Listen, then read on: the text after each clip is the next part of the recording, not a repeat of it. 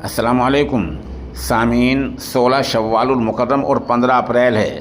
خبر کا عنوان ہے: امریکہ نے اپنے ہی دیش کی مشہور یونیورسٹی کی 2 ارب کی فنڈنگ روک دی ہے۔ الزام یہ ہے کہ یونیورسٹی میں یہودی طلباء اور یہودی پروفیسروں کے ساتھ بھید بھاؤ برتا جا رہا ہے۔ بتا دیں، اس یونیورسٹی کو اربوں ڈالر مدد ملتی ہے اور سرکاری طور پر ملتی ہے، تو سرکار نے ان اربوں ڈالروں میں سے 2 ارب ڈالر کی فنڈنگ روک دی ہے۔ خبر اور تفصیل سے سنیے۔ امریکی صدر ڈونالڈ ٹرمپ نے دنیا کی مشہور ہارورڈ یونیورسٹی کی 2 ارب ڈالر کی امداد فنڈنگ فوری طور پر روک دی ہے۔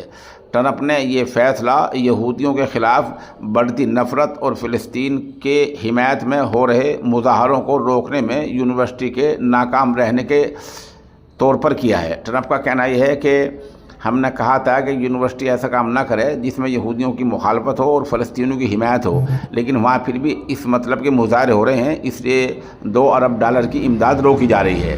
ٹرمپ نے اسے ملکی قانون کی خلاف ورزی کہا ہے کہ ایسی یونیورسٹی کو سرکاری فنڈنگ کا اختیار نہیں ہے۔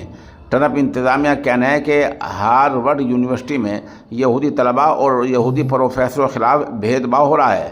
ٹرمپ نے صدر بننے کے بعد ہارورڈ یونیورسٹی کو ملنے والی 9 ارب ڈالر کے فنڈ کا جائزہ لینا شروع کر دیا تھا۔ اس کے ساتھ ہی ٹرمپ سرکار نے ہارورڈ کو کچھ بدلاؤ کرنے کو کہا تھا، جس کا پالن نہیں کرنے پر فنڈنگ روکنے کی دھمکی دی تھی۔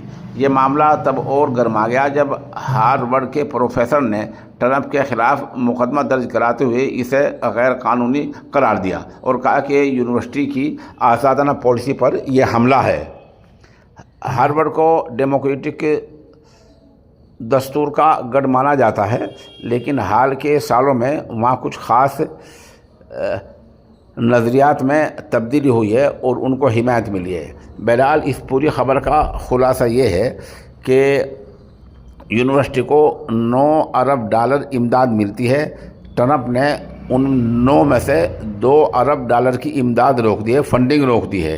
الزام یہ لگا ہے کہ یونیورسٹی میں یہودی پروفیسروں اور یہودی طلباء کے ساتھ بھید بھاؤ بڑھتا جا رہا ہے اور فلسطین کی حمایت میں اور یہودیوں کی مخالفت میں مظاہرے ہو رہے ہیں۔